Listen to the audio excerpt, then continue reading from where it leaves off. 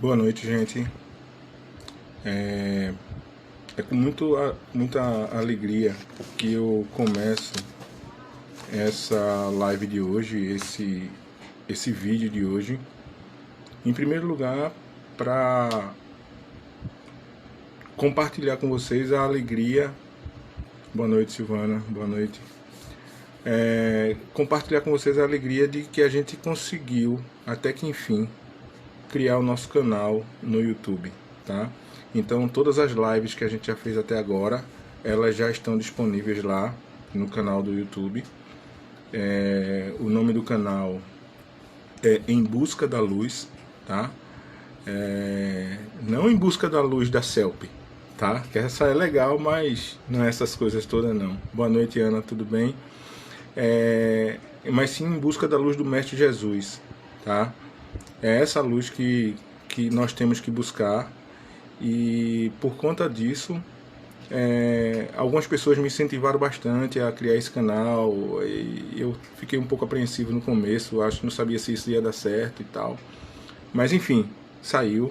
O Em Busca da Luz já está no ar, já temos lá 3 das lives que a gente fez, já estão lá. Eu vou verificar se tem algumas outras que a gente já fez para colocar. E essa também vai estar disponível, o que significa que no o próximo vídeo provavelmente a gente já vai fazer direto no YouTube, tá?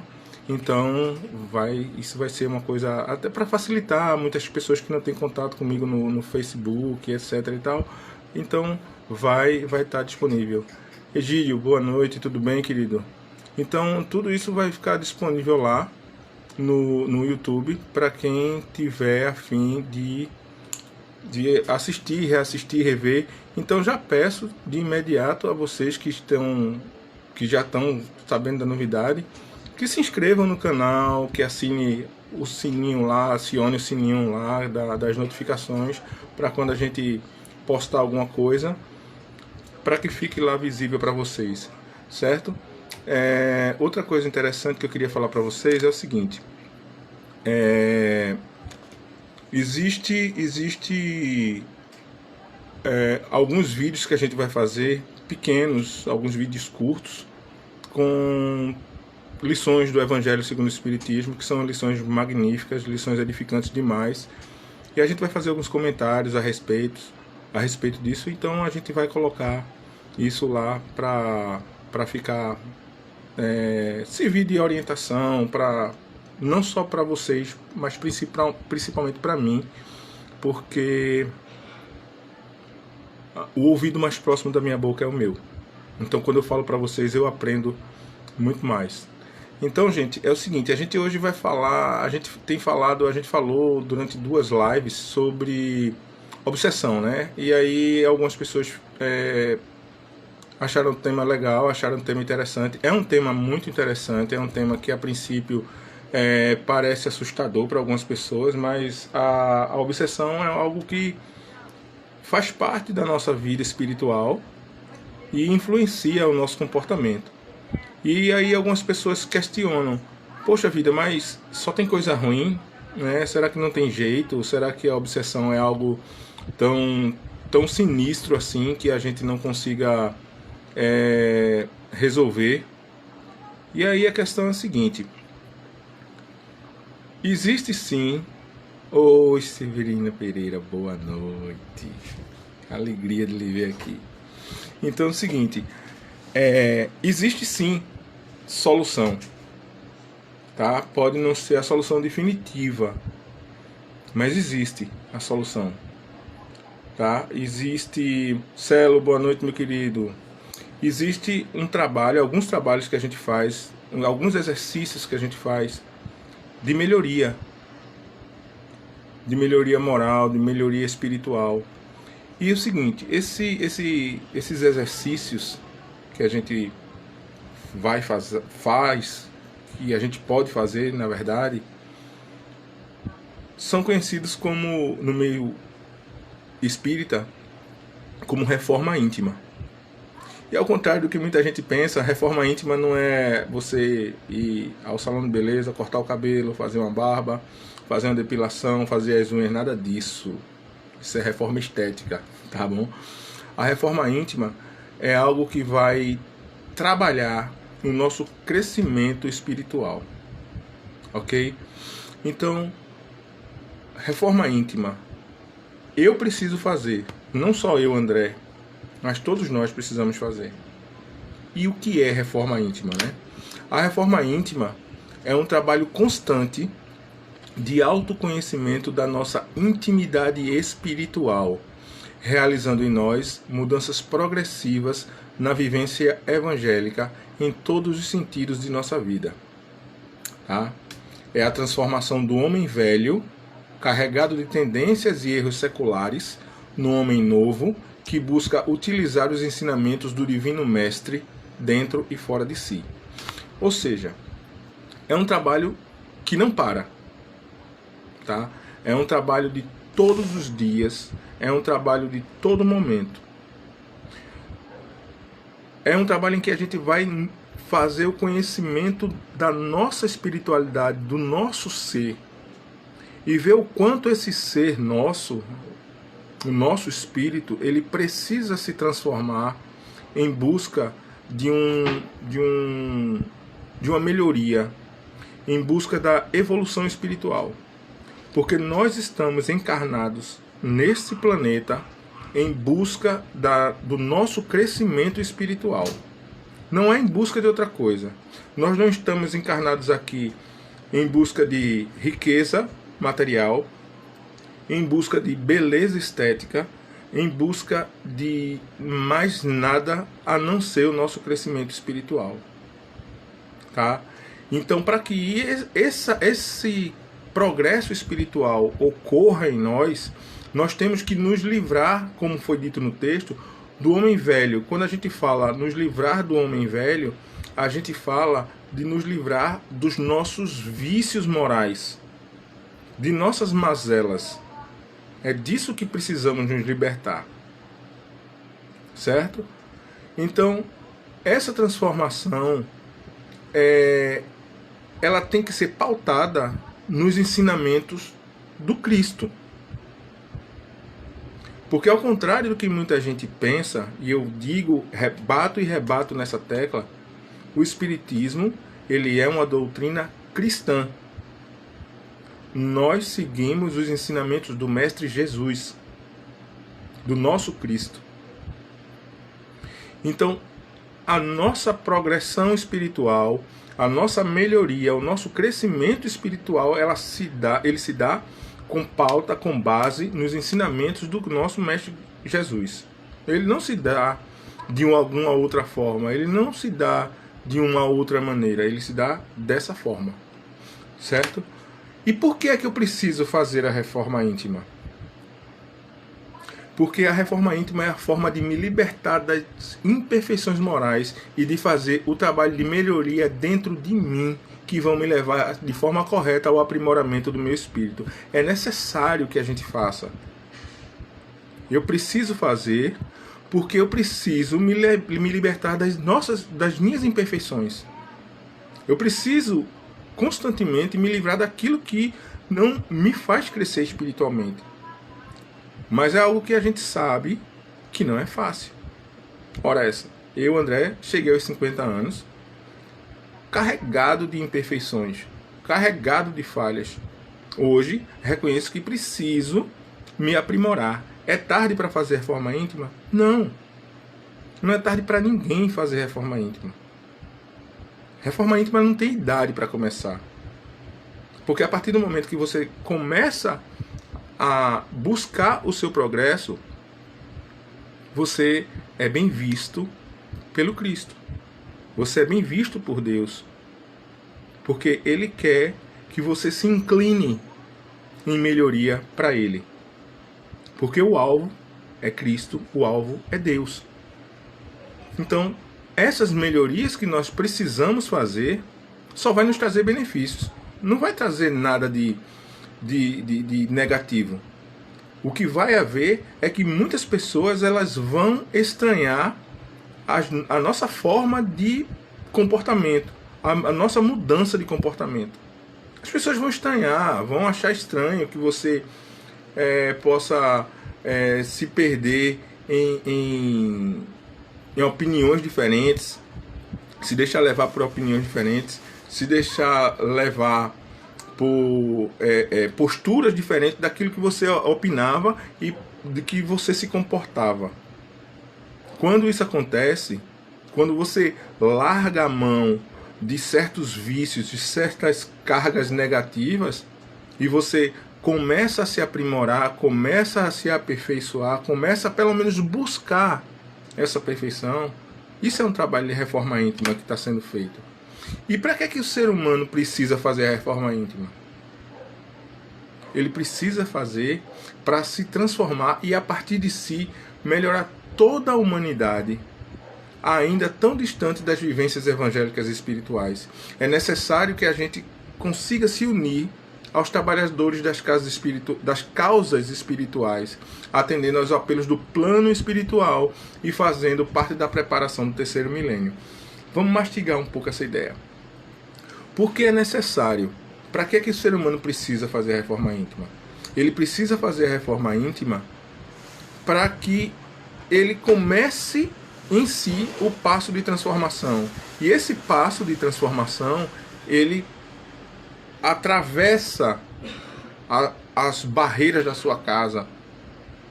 E esse processo, ele vai atingir a humanidade de uma forma geral. Seria algo parecido com um vírus.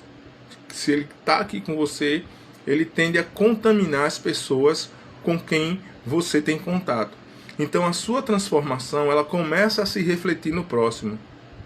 O grande lance dessa história maravilhosa é que você tem que ser exemplo, ou procurar ser. Melhoria. Solange, boa noite, minha querida. Vana Mota, muito obrigado por sua participação também. Então, o ser humano, ele tem que fazer com que essa transformação aconteça dentro dele e que essa transformação atinja os outros. Mas é importante, mais importante ainda, fazer com que essa transformação nas pessoas, essa transformação aconteça de uma forma natural, de uma forma delicada, de uma forma tranquila. De uma forma que você não precise impor nada a ninguém. Essa transformação nas outras pessoas deve se fazer valer a partir das suas atitudes. Quando as pessoas acharem que a sua atitude é uma atitude confortante, é uma atitude agradável, elas vão tentar se espelhar em você. Procurar ser exemplo de bondade e de caridade e ser apontado dessa forma é um processo, é um grande passo na transformação. E por que é necessário a gente se unir aos trabalhadores das causas espirituais? Porque estamos, como eu já tenho dito e redito, estamos cercados de espíritos, e muitos deles são espíritos simpáticos a nós. São espíritos que nos acompanham e são espíritos que trabalham por nós e pelos outros.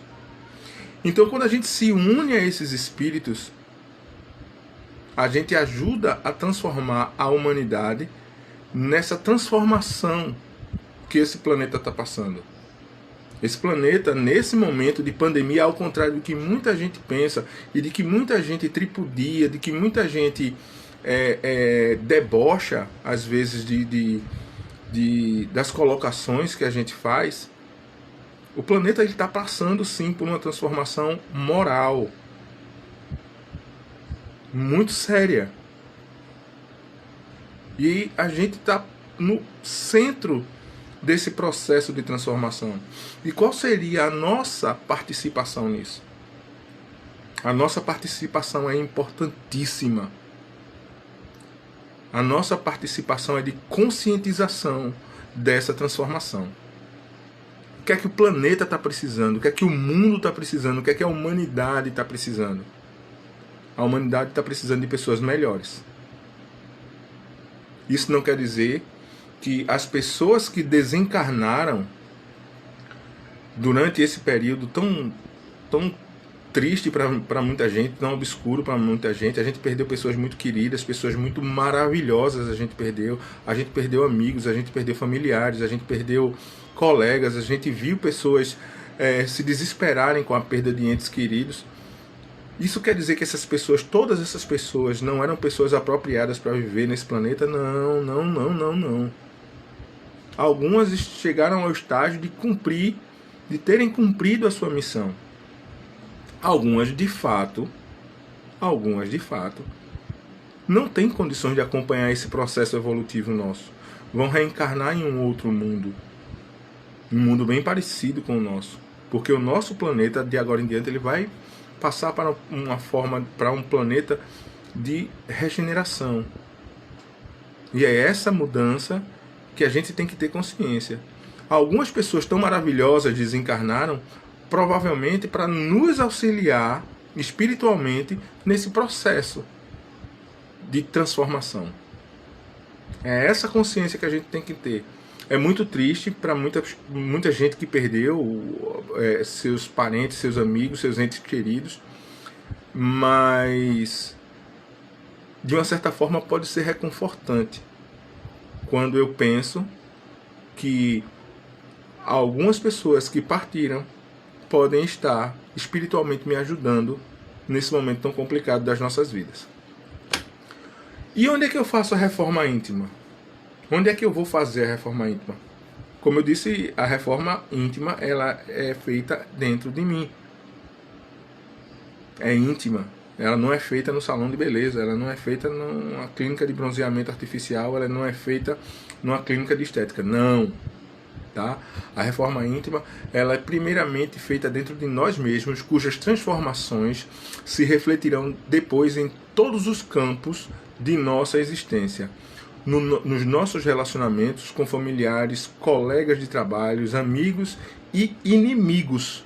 E ainda nos meios em que colaboramos desinteressadamente com serviços ao próximo. Vamos trabalhar essa ideia aí, esse texto. A transformação começa dentro de mim, como eu falei anteriormente, e depois essa transformação ela vai se refletir em todos os campos da nossa existência. E quando eu falo nos campos da nossa existência, eu não falo apenas no campo da nossa existência nesse planeta. Ela vai se refletir em todos os campos em que o nosso espírito habitar. Boa noite, Zenaldo Lucena, professor, tudo bom? Então, assim, quando essas mudanças começarem a acontecer, a funcionar, não vai ser algo que vai encerrar nessa encarnação. Todo aprendizado do meu espírito durante todas as encarnações vão ficar gravadas em mim. Todas as transformações que o meu espírito passou estão gravadas em mim. E o que ele melhorar vai continuar gravado nele na minha próxima encarnação, seja em que mundo for. Se for no mundo de regeneração, ótimo. Se for no mundo parecido com esse, ótimo, porque eu já vou ter uma bagagem espiritual em que eu possa me pautar, em que eu possa tomar por base, tá? E quando a gente fala que essas reflexões, os reflexos disso aí vai se expandir entre os colegas de trabalho, os amigos, é importante a gente informar também nos inimigos. E aí é que a gente tem que estar atento ao que a gente falou sobre obsessão. O meu obsessor, ele aprende comigo. O meu obsessor, ele aprende com os meus exemplos. O meu obsessor, ele se desgruda de mim quando ele não encontra mais brecha para trabalhar no meu mal.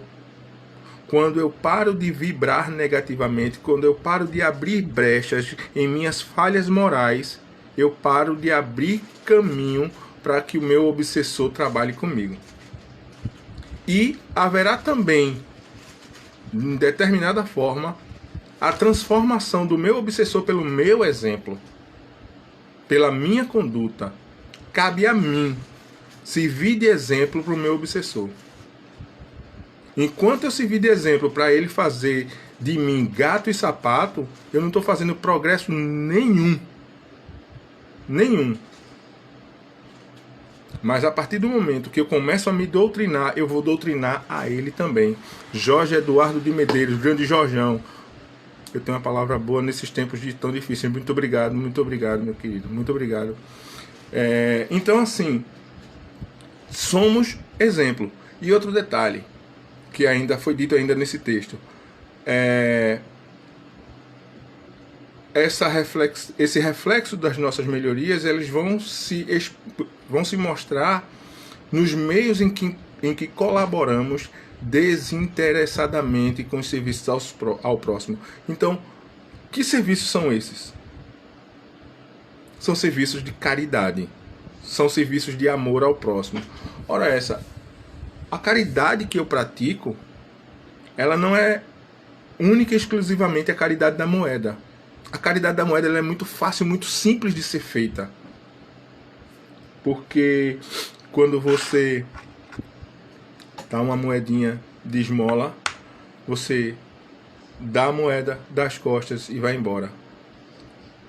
Mas a caridade de verdade é aquela caridade que toca o coração. Andrezinho Rocha, muito boa noite, querido. Então a caridade da moeda ela é muito simples de ser feita, meu querido. É muito fácil, meus amados, de ser feita. Quantas pessoas batem na porta da casa da gente? Moço, me dê um auxílio, pelo amor de Deus, que eu tô com fome. Você ali vai de saco cheio, vai lá dentro, pega um pacote de arroz, um pacote de macarrão e dá aquela criatura, bate a porta e vai embora. Você se livrou de alguém que estava pedindo um auxílio para matar a fome e acha que fez a sua parte de caridade no mundo. Só que a questão é bem mais complicada, a questão é bem mais difícil, a questão é muito mais profunda do que se imagina. Porque a verdadeira caridade, ela tem que tocar o espírito daquele que foi beneficiado. E quando eu pratico a caridade, o maior beneficiado sou eu. Quando eu pratico a caridade, aquele que ganha mais sou eu. Mas eu tenho que fazer isso de forma desinteressada, sem esperar nada de troca de ninguém. Eu tenho que fazer isso porque é a obrigação moral nossa, deixada pelo Cristo como lição, é fazer o bem ao próximo. Fim. A caridade, como minha amiga Ana está dizendo aqui, é escutar alguém em aflição. É isso. Ela não tem que ser feita apenas da moeda, não. A caridade da moeda ela é importantíssima. Porque a caridade da moeda ela mata a fome do corpo. Mas a fome da alma, ela é abrandada por amor. E a forma de você expressar amor por alguém é você mostrar interesse nos problemas que ela está passando. Muitas vezes uma pessoa ela precisa apenas que você sente ao lado dela, não diga nada, mas mostre que você está ali em ato solidário. Às vezes aquela pessoa só quer falar, ela não precisa que você dê conselho nenhum, ela só quer desabafar. E se você não tiver nada de competente para dizer, se eu não tiver nada de competente para dizer, eu vou fazer o seguinte: eu vou chegar na minha casa depois de ter escutado aquela pessoa falar durante todo o tempo e vou orar, vou pedir a Deus por aquela pessoa. Esse é o maior ato de caridade que eu posso fazer. Eu tenho que praticar a caridade o tempo todo, desinteressadamente. Essa que é a questão. Quando eu devo fazer a reforma íntima? Vê só. O tempo todo. O tempo todo eu tenho que estar trabalhando na minha reforma íntima. Eu tenho que trabalhar na minha reforma íntima agora e já. Não tem mais o que esperar. O tempo passa e todos os minutos são preciosos para as conquistas que precisamos fazer no nosso íntimo. Ou seja, eu tenho que trabalhar em mim o tempo inteiro.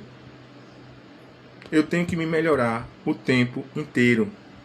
Eu tenho que estar atento aos meus atos o tempo inteiro. Eu tenho que tirar de mim o que é negativo o tempo inteiro. eu tenho que buscar aquilo que me deixa feliz o tempo inteiro. Mas a minha felicidade, ela não pode ser pautada na tristeza alheia, no fracasso alheio, no desespero alheio. Porque senão, eu não estou fazendo nada do mesmo jeito. A minha felicidade, ela tem que se espalhar e abraçar todo mundo, para que todo mundo se sinta feliz por mim. E eu tenho que estar feliz quando alguém estiver feliz. Simone Marques, muito boa noite. Prazer ter você aqui com a gente. Então, assim, é importante que você se alegre com a alegria do outro. Não sinta inveja, que inveja não traz prosperidade. Inveja não traz prosperidade nenhuma. Inveja não é avanço. Tá? E não venha com essa conversa de dizer que a minha inveja é uma inveja boa. Inveja é inveja. Fim. Tá bom? E como eu devo fazer a reforma íntima? Jesus deixou claro que quem somos nós e aqui viemos, bem como o caminho mais fácil para atingir o nosso objetivo maior, a plenitude do amor, após cumprirmos todas as etapas evolutivas passo a passo. A doutrina dos espíritos nos trouxe informações a respeito de onde nos localizaremos e como viveremos no plano espiritual. Somos seres em constante evolução. Tony Lima, muito obrigado pela palavra. André, a inveja mata. Mata o nosso espírito, com certeza. Na busca pelo progresso espiritual, é preciso responder a algumas questões básicas que o Espiritismo quase responde com simplicidade. E a gente vai a elas agora. Quem somos nós e o que fazemos aqui? Quem sou eu? Qual a minha tarefa de vida? Que dificuldades tenho que vencer? Quais as fontes que devo buscar para me conhecer? Primeira pergunta. Quem somos nós e o que fazemos aqui? Vamos lá. Uma vez definido que somos espíritos eternos, filhos de um mesmo Pai, luz da mesma luz e sujeitos às mesmas leis, direitos e obrigações, e que partimos do mesmo princípio, usando o dom do livre-arbítrio, presentaço, viu? O livre-arbítrio é um presente maravilhoso. Tem que saber usar. Nos definimos como individualidade, vida após vida. Somos hoje o que nos fizemos ontem. Nós somos a nossa própria continuidade, ou seja, nosso espírito, ele é imortal e ele é o reflexo do que foi na encarnação anterior e em todas as encarnações anteriores. Ou seja, se alguém hoje chega para mim e diz assim: ah, cara, tu é uma pessoa legal, tu é um espírito bondoso, tu é um espírito, tu é uma pessoa super show, e eu me reconheço nesses elogios que me são feitos, isso é sinal de que esse progresso não se fez agora. É um progresso que já vem se arrastando de gerações, de encarnações e encarnações, para que eu chegasse aqui, da forma que sou hoje. Estamos destinados à felicidade e à perfeição progressiva, segundo o nosso desejo e esforço, ou seja, o meu progresso, ele depende do meu desejo, da minha vontade e do meu esforço, da minha batalha para que ele aconteça. Em concordância com as leis de trabalho, amor e justiça. Essas leis são leis divinas. São leis impostas por Deus. As leis de trabalho, as leis de amor e as leis de justiça. Tá? São dadas por Deus, estão gravadas em nosso espírito, ok? Reconhecidamente somos seres imperfeitos, fato, somos seres imperfeitos, endividados perante nós mesmos, ou seja, carregamos, e já foi dito em outras conversas nossas, somos seres endividados trazemos dívidas de outras encarnações, e os outros somos seres endividados por nós e pelos outros, doentes, insanos. Buscamos a cura através da reforma interior, mas antes é preciso fazer o diagnóstico. Em que é que eu preciso me melhorar? Esse é o grande diagnóstico. Quem sou eu? A segunda pergunta. Quem sou eu? Mesmo na atualidade, não há pessoa mais desconhecida para nós do que nós mesmos. E para piorar, nosso conhecimento a respeito da nossa pessoa é muito distorcido. É verdade. Imaginamos ser uma criatura que tem pouco a ver conosco. Exatamente. A gente se acha balaca, eu sou muito bom. Aí, se analise direitinho que você vai ver o quanto rastro de coisa ruim você tem. Quanto rastro de coisa ruim André tem. André tem muitas imperfeições. Muitas. É legal, André? Vai olhar André direitinho. Vai achar um monte de falha. Um monte. Diagnóstico errado conduz a tratamento ineficiente e perigoso. Josi Bispo, boa noite, minha querida. Seja bem-vinda. Então, assim, precisamos saber que precisamos nos conhecer. Isso é importantíssimo. É fato que precisamos nos conhecer. Então a gente deve sempre fazer a análise daquilo que somos. E não é com base no que as pessoas falam. E sim com base naquilo que você gostaria de ser. Quando a gente olha para alguém que a gente acha um pouco melhor do que a gente, é bom procurar saber o que aquela pessoa tem que eu não tenho, o que é que aquela pessoa faz que eu não faço, para ver se aquilo que aquela pessoa faz é aquilo que eu realmente gostaria de ser. Aquilo que aquela pessoa é aquilo que eu gostaria de ser. Mas para que ela seja daquele modo, o que é que ela faz? Ela faz as coisas corretas? E como é que eu vou saber o que é a coisa correta? Qual é o grande modelo que eu tenho? É o Cristo. Não tem outro modelo. Eu não tenho outro exemplo no mundo do que o Cristo. Ele foi dado de presente para a gente, para que a gente tivesse encarnado em matéria humana todo o exemplo de moralidade. Então o alvo é Cristo, o modelo é Cristo, não tem outro modelo. E qual é a minha tarefa de vida? Todos nós temos um projeto de vida física, consciente ou não. Para algumas pessoas a reencarnação foi compulsória. Tá? Tinha que vir, porque tinha que resolver alguns assuntos pendentes, tinha que vir. No meio dessa família, tinha que vir para fazer ajustes. Tá? Baseada na lei de causa e efeito, com alguns ajustes feitos por espíritos que coordenam esses projetos de vida. Uma vez eu falei aqui, gente, o mundo espiritual ele é extremamente organizado. Tem sempre uma hierarquia, cargos, funções. Tem.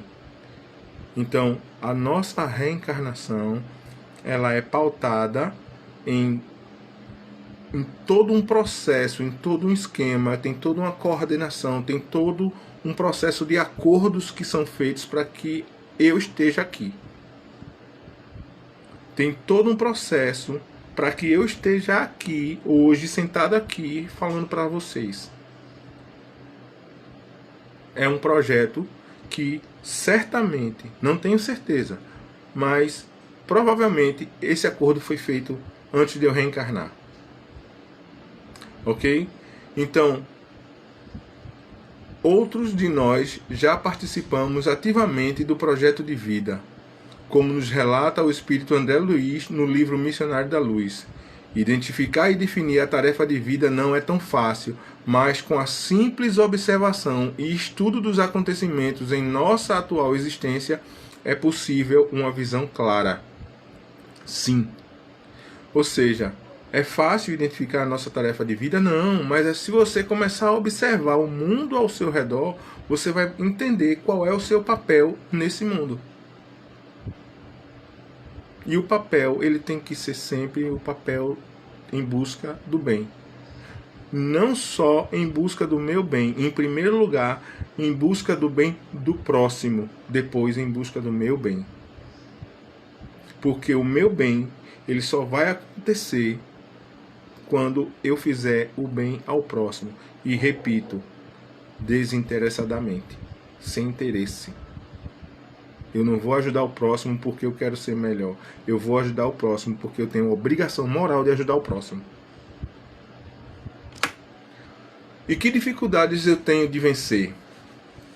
Além das dificuldades da própria evolução, como preguiça de todos os tipos, pouca maturidade psicológica, também há as dificuldades externas, como o sistema de educação que possuímos e que leva à formação de múltiplas personalidades. A vida de competição e seus valores egoístas que nos deixa sem tempo para olhar para nós mesmos. Estamos sempre vigiando os outros na ânsia de ultrapassá-los. A ambição desenfreada faz com que a gente meça o outro pela nossa régua, que a gente julgue o outro pelo nosso entendimento e que a gente preste mais atenção na vida do outro do que na nossa vida. Quando Cristo disse orai e vigiai, ele não pediu para a gente vigiar a vida dos outros, não. Isso é papel deles, do plano espiritual.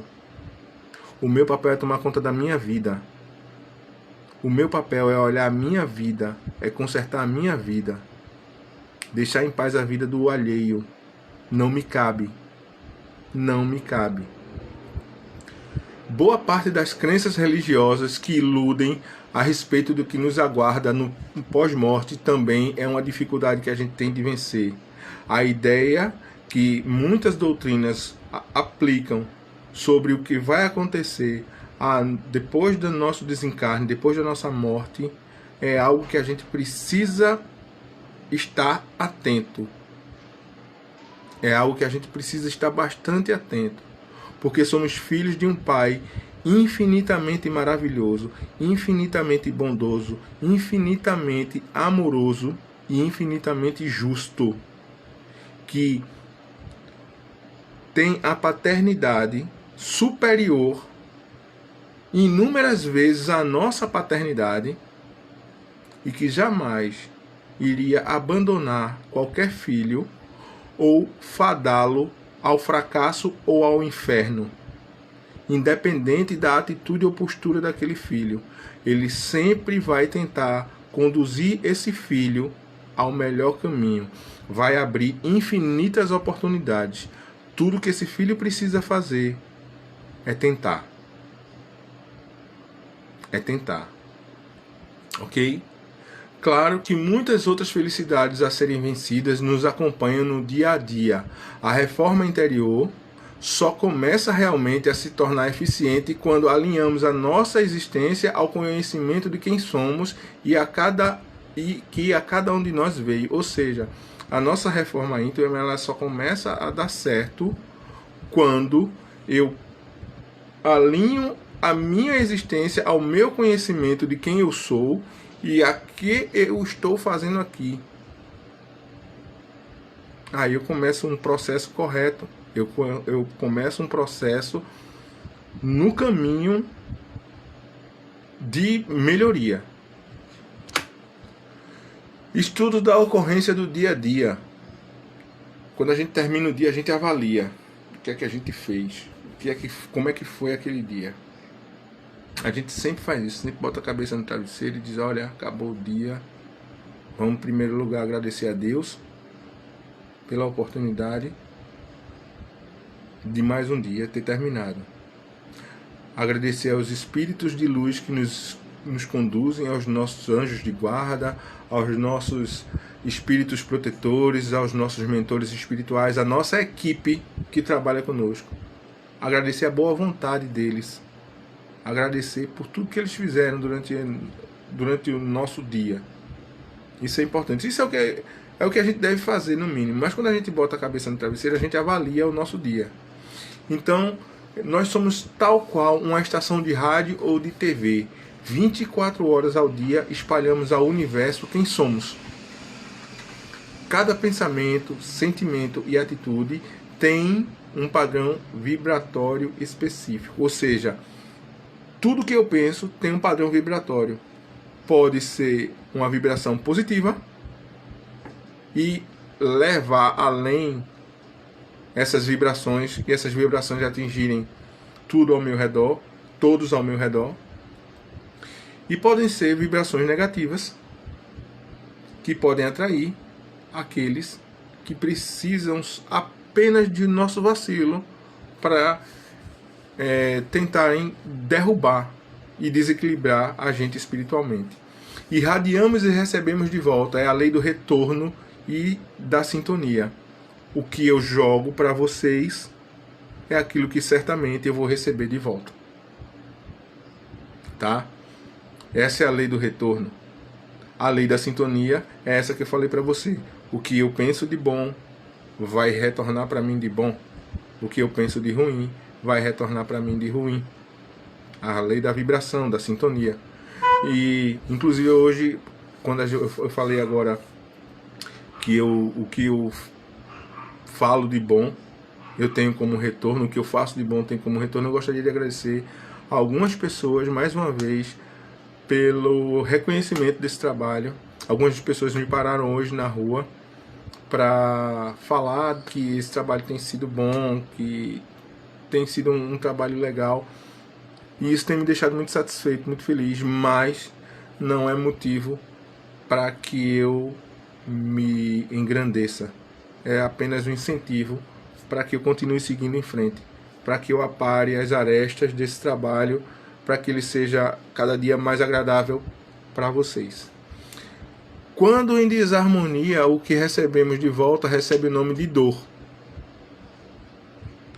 Recebe o nome de dor, de sofrer, de pena, de castigo, em alguns casos de sorte, alguns casos a gente diz que é azar, algumas pessoas dizem que é destino, e outras pessoas dizem que Deus quis ou que Deus deixou de querer. Olha, a gente nunca bota a culpa só na gente. A gente bota a culpa nos outros. A gente tem uma facilidade tremenda de colocar a culpa nos outros. Ou seja, quando a gente entra em desarmonia, quando a gente perde o equilíbrio, a gente adoece. É certo. E esse adoecer, ele não se reflete só no nosso corpo. Ele vem em forma de angústia. Ele vem em forma de sofrimento. Ele vem em forma de muitas coisas. Cada reflexo maligno que a gente tem atinge o nosso corpo físico. Com dores de cabeça, dores de estômago. Os órgãos do corpo da gente são estraçalhados por todas as vibrações negativas que a gente tem. Tá? Porque o nosso corpo, ele reflete as dores e as alegrias da nossa alma. Ok? Isso quer dizer que, por exemplo, para o impaciente que se acha o dono do mundo, demora é uma fatalidade para ele. Ele está sempre cheio de complicação, está sempre rodeado de pessoas mais lerdas, tá? Quando ele está próximo de alguns, sua simples presença vai travar o raciocínio dos outros, porque ele é impaciente, tá? O orgulhoso recebe a ajuda das humilhações, uma após a outra. O orgulhoso, ele gosta que o próximo ele esteja sempre humilhado, tá certo? A vinda de pessoas, situações e acontecimentos maravilhosos para ele não vai valer. Ele quer sempre estar superior a tudo isso. Para o avarento, aquele que só busca dinheiro, o melhor remédio para essas pessoas, remédio, são as perdas. Porque é quando você não tem nada que você reconhece. Quando eu não tenho nada, é quando eu reconheço que eu não sou nada e que eu preciso me modificar muito para que eu tenha um lugar no todo. Porque enquanto eu me colocar acima dos outros por uma questão financeira, por uma questão de status profissional, de status de qualquer questão, eu vou estar sempre excluído do todo. E o todo que eu falo aqui é o todo espiritual. Nós fazemos parte de um todo. E esse todo, ele tem toda uma harmonia de bondade. Quando eu me afasto da humanidade, me achando superior, eu não me incluo nesse todo de bondade que está preparado para nós. O ciumento, para curar-se, não abre mão de todo tipo de traição, até que entenda que ele não é dono de nada nem de ninguém, além de sua própria vida e do seu destino. O ciúme é uma doença terrível para a alma. É uma doença péssima para a alma. A análise de cada uma das ocorrências do cotidiano é um dos aplicativos que a gente tem para livrar-se dessas mazelas. Então, quando a gente vai analisando como a gente agiu no dia a dia, é que a gente vai tomando tendência daquilo que a gente precisa fazer. Nos livrar dessas mazelas que eu acabei de citar, de ciúme, de maldade, de superioridade, de soberba. Quando a gente passa a agir de outra forma, a gente começa a ter progresso. Aquele que tem tendência a mágoas recebe coice até das Madres Teresas da vida. Porque a gente conhece pessoas que têm tendência a ser magoado sempre, que tudo magoa, é melindroso, sabe, fulano falou aquilo pra mim, eu não queria que fulano me tratasse daquela forma. E assim ela vai se tornando uma pessoa. Esse tipo de comportamento vai fazendo com que a gente se torne pessoas melindrosas demais, sabe? E tudo é motivo de choradeira, de melindre. E vai tomando para ela tudo que alguém fala é motivo de fulano me deu fora por causa disso. Isso tem que acabar. Isso tem que acabar. Enfim, para cada um de nossos distúrbios de caráter, a vida possui um remédio específico. Para cada uma das nossas falhas morais, existe um remédio que é exatamente o oposto. E esse remédio, ele é amargo. Ele é desagradável. E a gente só aprende com eles. A gente só aprende com eles. E a dica do Mestre Jesus é aquela que eu falei anteriormente: orar e vigiar. Vamos fazer agora um estudo dos modelos familiares. Ao nascer, trazemos inscrito no DNA físico e espiritual o conjunto de nossas tendências para todas as ocorrências possíveis durante esta existência. A gente já traz pronto o pacote que vai refletir tudo aquilo que vai ocorrer nessa existência, além das características do esboço da nossa personalidade a serem aprimoradas. Ou seja, a gente tem um rascunho do que precisa ser melhorado. Isso é o nosso projeto de vida dessa vez, nessa encarnação. Quando os pais dizem: seria tão bom que as crianças viessem com manual de instrução, né? A gente já ouviu falar muito isso. É tão bom porque é tão complicado às vezes. Olha só, nos primeiros anos da nossa existência como espírito, está na vitrine da vida para quem tiver olhos de ver e ouvidos de ouvir. Basta atenção e querer. Nosso progresso nesta encarnação depende do meio em que fomos criados e educados. Atenção, pais. Vou repetir. Nosso progresso nesta encarnação depende do meio em que fomos criados e educados. Nossa educação moral depende em grande parte daqueles que são responsáveis por nós. A educação moral dos nossos filhos depende da educação moral que nós damos a eles.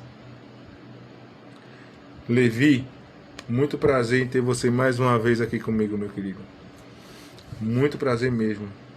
Ou seja, se queremos deixar um mundo melhor para os nossos filhos, devemos preparar filhos melhores para o mundo. Ok? As tendências do nosso espírito soma-se à influência do meio ambiente, em especial a família. Ou seja, a influência espiritual, as tendências espirituais que temos, ela depende do meio ambiente em que a família cria. A maior oficina no aprendizado da lei do amor é a família. A família é o maior campo de prova espiritual que existe. Por quê? Porque quando eu encarnei nesta família, foi porque eu tinha dívidas a acertar com as pessoas que fazem parte do meu meio de vida aqui, do meu meio familiar. Eu não tenho a esposa que eu tenho porque eu simplesmente encontrei com ela na rua um dia, não. É um acordo que eu fiz para que eu encontrasse com ela aqui. Os filhos que eu tenho são pessoas com quem eu precisava me ajustar em outras encarnações, desde outras encarnações agora. E eu espero que esteja fazendo um bom papel para isso. Tiago Couto, muito prazer, meu querido. E eu espero que eu esteja fazendo um bom papel como pai, como orientador espiritual deles. E espero que a minha missão paterna esteja sendo bem cumprida, que eu esteja sendo exemplo, porque é essa obrigação que temos como pais. É deixar filhos preparados moralmente para o mundo. Nos primeiros anos de vida, tudo é subconsciente. Ou seja, a criança, nos primeiros anos de vida, todo aquele comportamento dela é subconsciente. Ele funciona como um scanner de computador a captar e observar e absorver tudo o que se passa ao redor dele, para depois exteriorizar na forma de atitudes e comportamentos. Ou seja, se eu preparo uma criança de forma amável, doce, num ambiente amoroso, num ambiente fraternal, onde eu oriente o meu filho para que ele seja um reflexo de bondade para o próximo, eu estou formando, ele tende a absorver tudo isso e expelir tudo isso. Ele vai ser um reflexo das minhas atitudes e dos meus ensinamentos. E é assim que deve ser. O mecanismo se processa através da energia e padrão vibratório. Inicialmente, os registros são feitos no DNA espiritual, depois, através dos centros de força como meridianos de acupuntura, mitocôndrias, células e órgãos, a manifestação no DNA físico. Isso explica a semelhança física e de comportamento em filhos adotivos. Isso é uma coisa interessante, eu já vi isso acontecer. A forma da afeição espiritual de algumas famílias que se adotam, elas se adotam porque já foi acordado num plano superior, em outro plano espiritual, antes dessa encarnação, era certo delas, de uma família, adotar uma criança. E dependendo da afeição espiritual que essas pessoas tenham, do amor entre esses espíritos, isso se reflete na matéria. E eu já vi casos de crianças adotadas parecerem com os pais adotivos. Tá? Em virtude de, mesmo quando adultos, levarmos uma vida muito subconsciente, casais de longa data juntos tornam-se parecidos como se fossem irmãos, embora fotos antigas mostrem que não havia semelhança no passado.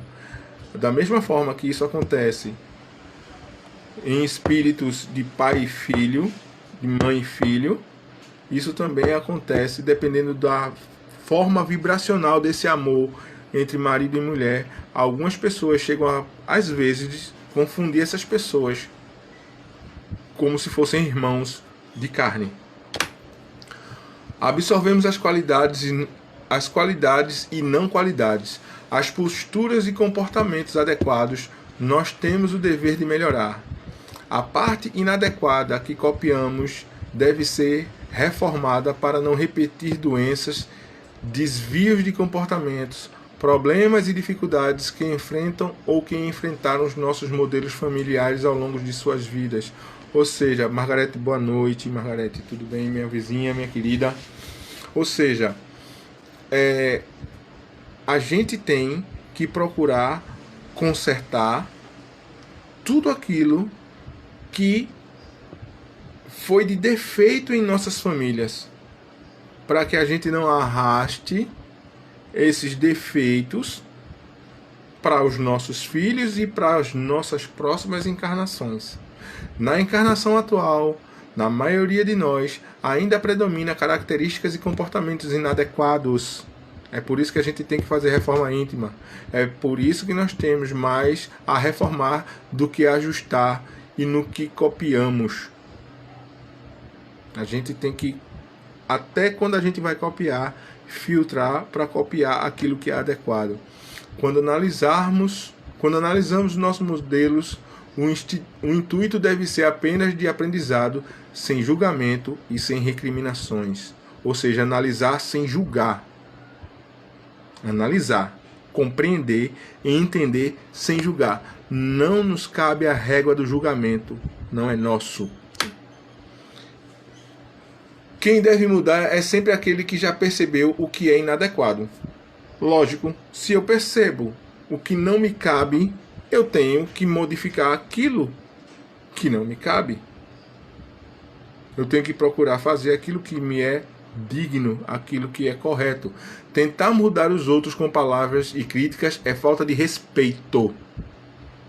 Cada qual apenas reforma aquilo que percebe, deseja e lhe é possível em cada momento. Ou seja, eu tenho que mudar em mim e não mudar nos outros. Mudar os outros é terrorismo. 1000 palavras não valem uma atitude. O exemplo longamente trabalhado é quase tudo. Ou seja, se eu procurar trabalhar em ser exemplo, em ser modelo de bondade, em ser modelo de amor, já é um bom processo. O efeito espelho. Não aceitamos nosso lado sombra da personalidade. Não aceitamos. Se alguém aponta, olha, eu acho isso de negativo em você, você, não, mas é porque eu sou isso, porque eu sou aquilo. A gente sempre tenta contornar as nossas falhas. A gente sempre tenta mascarar as nossas falhas. Para que não nos reconheçamos, a vida nos mostra quem somos nós através dos outros.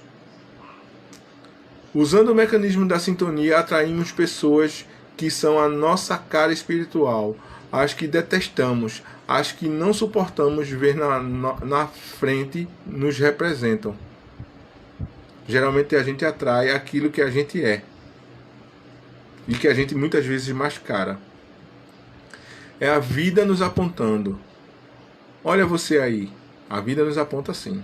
Olha aí, ó, eu trouxe fulano para que você visse quem é você. Você é igual a fulano.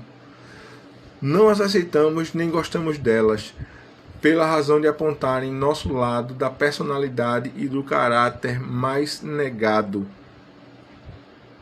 O que eu mais aponto, o que eu mais odeio no próximo é aquilo que eu tenho de pior em mim. Essa fase, para que se torne útil e eficiente no conhecimento de nós mesmos, exige um pouco mais de humildade, reconhecer os nossos erros, as nossas falhas. É um grande processo de humildade. E consertar é um desafio. Tá? É um processo, esse processo exige um pouco mais de humildade, inteligência e aceitação. Daí deve ser analisada e praticada quando as outras já estão em treinamento. Esse reconhecimento é complexo. Colecionar opiniões sobre nós. Olha isso. As pessoas que imaginamos não gostar de nós são importantes para que nos conheçamos melhor, pois apontam nossa falta de qualidade pessoal, às vezes com precisão cirúrgica. Algumas de nossas características da personalidade e alguns padrões de atitudes que imaginamos não ser bem aceitas pela sociedade são ignoradas por nós. Agimos como se elas não nos pertencessem. Olha só. Num bate-boca com teu maior inimigo, ele vai apontar todas as falhas. Só os meus inimigos têm peito para apontar as minhas falhas. Porque os meus amigos, para não me desagradar, vão tentar fazer isso de uma forma muito sutil e provavelmente nunca vão conseguir fazer. Então é muito importante a gente ter inimigos. Muito importante. Muito importante. Somos carentes de afeto e a vontade de sermos aceitos pela sociedade nos faz usarmos várias personalidades no dia a dia que funcionam como máscaras. Essa atitude nos leva a desperdiçar lições valiosas para progredir. Se a gente não mantém a nossa personalidade, a gente não progride. A gente vai ser sempre falso. Igual a nota de R$3. Na ânsia de sermos amados, distorcemos a realidade. Muitos amigos, pelo medo de nos ofender, não costumam dizer o que realmente pensam e sentem a nosso respeito. Daí eles não se tornam muito úteis para a tarefa de conhecimento de nós mesmos. É o que eu falei anteriormente. Análise das doenças. Nossas doenças espelham nossa condição evolutiva, em especial as que se repetem. Não há rigor. Doenças físicas. Elas se originam no sistema mental, emocional, afetivo, depois se transferem para o corpo físico, que devolve o processo ao terreno psicológico através das sensações e fecha um circuito. E a gente trava, a gente adoece de uma forma geral, psicológica, espiritual e fisicamente. A dor e a doença têm uma linguagem própria e clara para quem desejar ouvir. As de repetição, pela insistência, são as que se oferecem como recurso de educação mais claro. Cada dificuldade do caráter tem um órgão-alvo no corpo. Inveja dá um tipo de doença, intolerância outra, ansiedade outra, e assim vai. Estudo das projeções. O que achamos de inadequado no comportamento e na forma de ser dos outros costuma estar em nós. E à espreita da primeira oportunidade de se manifestar, a gente mede o outro com a nossa régua. E a gente aponta no outro a falha que existe na gente. É muito comum. A gente tem que aprender a catalogar os impulsos. A força que supera a capacidade de nos controlar gera tendências, pulsos e impulsos. É a realidade da nossa situação evolutiva. A gente age muito comumente por impulso. Nossa mente racional, mesmo tendo uma importância enorme no nosso progresso, esconde muitas tendências e mente demais através das desculpas e justificativas. Nossos impulsos devem ser cuidadosamente catalogados, já que podem determinar nossa qualidade de vida atual e especialmente a futura, pois pela força que trazem em si, podem provocar reações que podem levar séculos para serem ajustadas. Os nossos impulsos principalmente os nossos impulsos malignos, eles devem ser ajustados, porque eles podem trazer consequências para essa encarnação, para a próxima, e não apenas para mim, mas que pode afetar todos ao meu redor. Então, a gente tem que estar atento aos processos de obsessão. Muitas vezes, com nossa permissão, através do descuido, nós apresentamos durante muito tempo posturas e características que não nos pertencem integralmente. São influências de obsessores. Nessa ocasião, nós estamos sendo vítimas da influência de mentes externas através de processo obsessivo. Com treino, podemos perceber com facilidade o que nos pertence e o que não faz parte do nosso acervo, da personalidade e de comportamentos psicológicos. Com o nosso autoconhecimento, a gente vai entender quando uma postura ou um pensamento ou uma atitude não faz parte da nossa característica espiritual ou daquilo que nós pretendemos ser. Um ponto importante é passar tudo pelo olhar da ética proposta por Jesus. Muitos comportamentos hoje considerados normais, pelo fato da maioria apresentar-se dessa forma, nos faz pensar que não é preciso mudá-los. Exemplo, ansiedade doentia e medo mórbido sinalizam problemas psicológicos do espírito e que precisam ser corrigidos. Não com remédios, assim como não há remédio para a intolerância. Não há remédio para a intolerância. Não há remédio para a ganância. Não há remédio para a inveja. Nem para a ansiedade e medo. Aliás, a ansiedade e medo serão corrigidos definitivamente apenas pela atitude de reforma íntima. Se a gente faz o trabalho de reforma íntima, a gente corrige muita coisa no nosso espírito. A aplicação prática. É muito importante anotar tudo para que a gente não perca lições valiosas, especialmente as que envolvem dor e sofrer. Todas as dores que a gente passa são enriquecedoras. A vida exige planejamento para que nossas existências não entrem no rol das encarnações falidas. E existem muitas encarnações falidas que a gente no mundo, no ambiente espírita, a gente diz assim, costuma brincar dizendo é uma encarnação perdida. Tá? Existem encarnações falidas. A vida exige planejamento para que a nossa existência não entre no rol das encarnações falidas. Não se compare a outras pessoas. Cada um de nós é um universo único. Então a gente tem que parar de se medir pelo outro. Cada um faça a sua parte.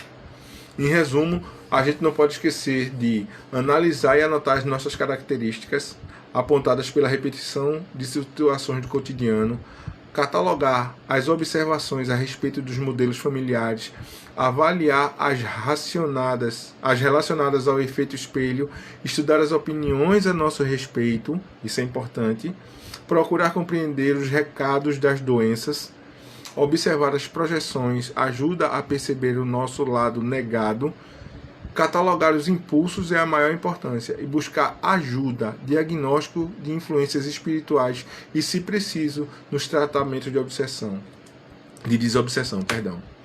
Conclusão. Tá? A gente está encerrando agora.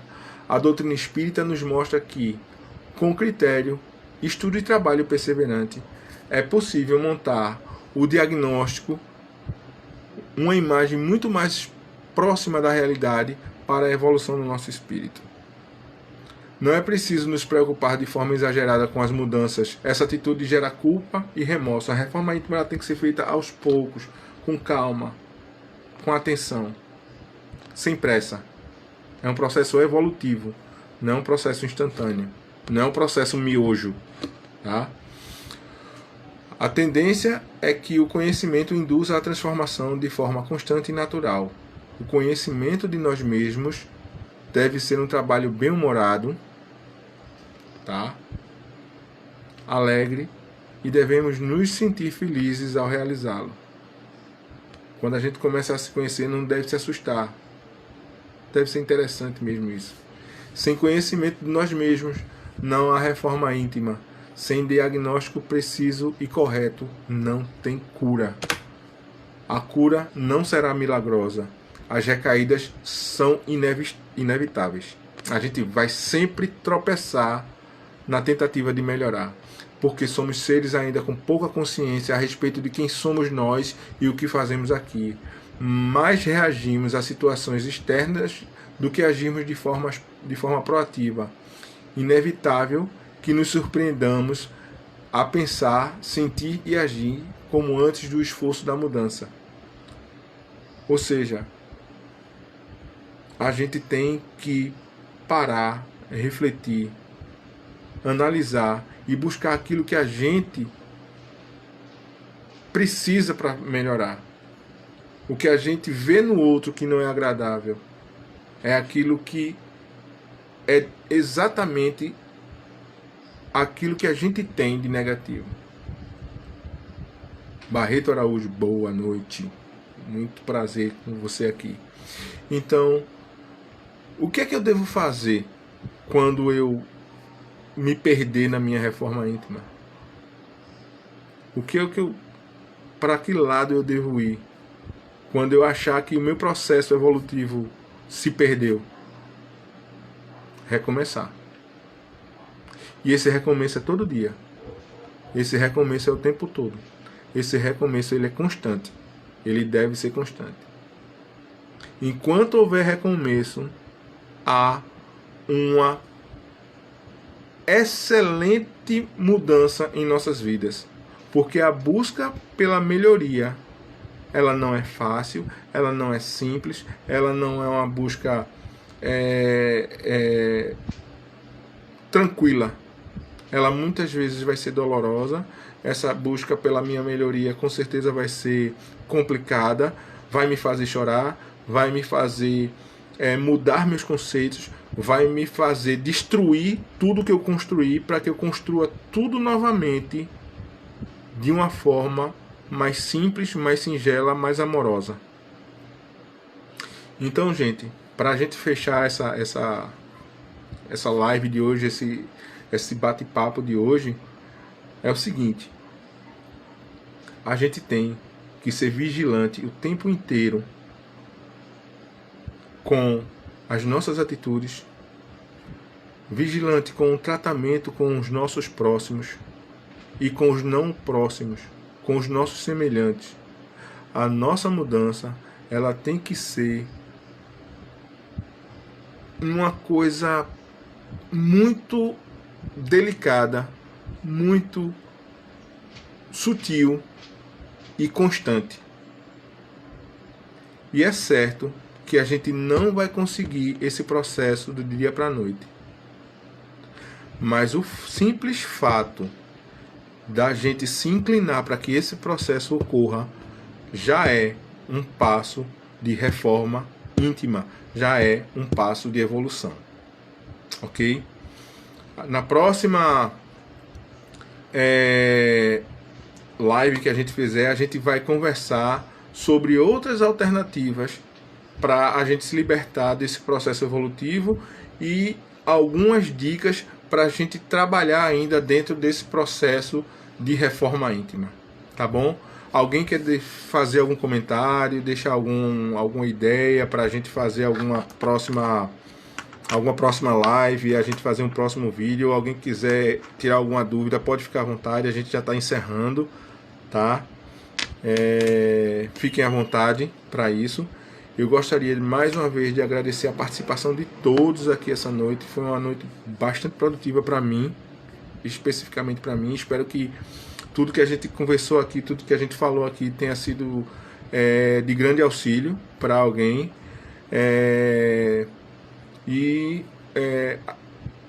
Vão dando dicas aí, vão deixando recados, vão entrando em contato pelo Zap, acessem o canal. Até que enfim a gente tem um canal. Fiquem à vontade para assistir os vídeos, para curtir, divulguem o canal, tá?